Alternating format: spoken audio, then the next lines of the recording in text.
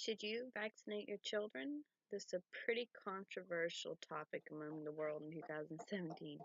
Parents and non parents alike have been arguing and debating on whether it is better to vaccinate your children and be safe from the many diseases that the scientists of America are trying to protect us from, or take the risk and be susceptible to all those dangerous and deadly diseases, all to escape the chance of a vaccine to cause a side effect for your children.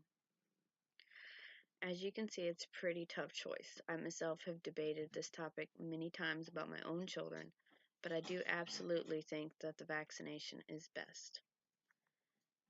First, I'm going to tell you a little bit about vaccines and why we have them in the first place.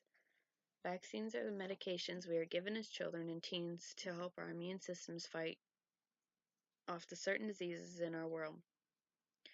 Many of the vaccine preventable diseases are highly contagious and fatal to people that are unvaccinated. Before we had vaccines, these diseases disabled, killed, or severely harmed many millions of children every day. Vaccines and excuse me. After the vaccines were developed, the world was free from many of these harmful diseases, basically eradicating them. As long as you were vaccinated, you will not be able to catch these diseases. Now, on the other hand, unvaccinated people are still to this day able to catch the diseases that we worked so hard to protect ourselves from. So that is what vaccinations are for. Now, why would we want to stop being vaccinated? Well, there's a lot of questioning about the contents of the vaccines themselves and what we're injecting our children with throughout their childhood. There are many questionable facts about the vaccines that the public has decided to challenge.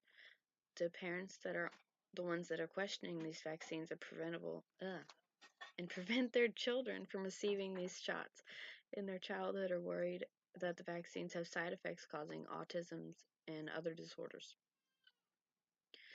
The vaccines that we receive are protecting us from many diseases more than these, but the major ones are polio, measles, scarlet fever, whooping cough, and many more. Now, of course, these diseases are not all deadly, but extremely harmful and contagious. Even though we have vaccines, these diseases are still very much alive, and they continue to affect America every day. Parents that choose not to vaccinate their children are putting not only their children, themselves, and all of the other Americans at risk by choosing this. So why are parents not vaccinating despite the fact that the diseases are still there and putting other people in danger? Well, the people that have no chance of vaccinating because they're allergic and have no choice but to not vaccinate are being affected too. But children receive 49 doses of 14 vaccines before they reach the age 6, over 12 times as many as back in the 50s.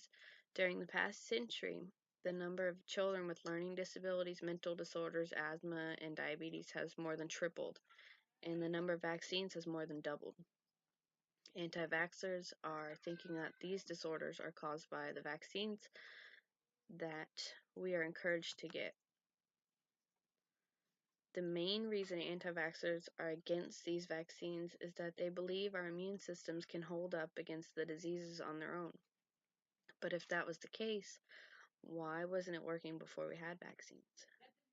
Vaccines have many ingredients that do not seem necessary in them, including, but not only limited to, a lab-altered virus and bacteria, aluminum, mercury, and formaldehyde.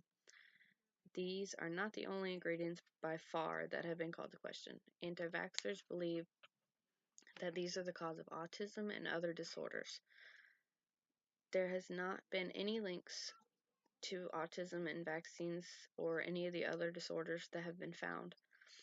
The one that was published ended up being discredited, causing scientists to lose his license. So with no evidence to prove why we shouldn't vaccinate besides people's personal experiences and opinions, why should we risk our children catching these deadly disorders? Or diseases, I mean? The answer is we shouldn't. Vaccines have been around for many years, and we still have no links to any disorder or mental disability that has been discovered. I can understand how the ingredients and personal experiences of many anti-vaxxers can scare you out of vaccinating, but look at the choices.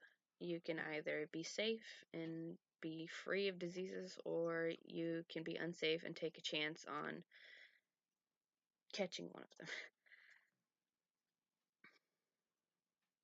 Why do us pro-vaxxers have to worry about this at all? Well, the anti-vaxxers are affecting us because they're bringing back diseases that have been gone a long time, causing the adults and children to catch these diseases and causing them to be hospitalized or dead, and giving the people that have allergies and have no choice but to not vaccinate a reason to worry about catching these things. Experts say that the population has a herd immunity. When enough people are vaccinated to prevent a disease from taking hold, the more and more people that are choosing not to vaccinate are causing our immunity to drop, making it more likely for diseases to continue to make a return and cause outbreaks that could have easily been avoided. What happens when these diseases come back and has a chance to mutate? Well, then none of our vaccines will be able to stand up against them. So as you can see, the argument between pro-vaxxers and anti-vaxxer has many good points on why you should and shouldn't vaccinate, but you must see why vaccinating pros outweigh the cons by a mile. We should be keeping our kids safe in our country by vaccinating our babies.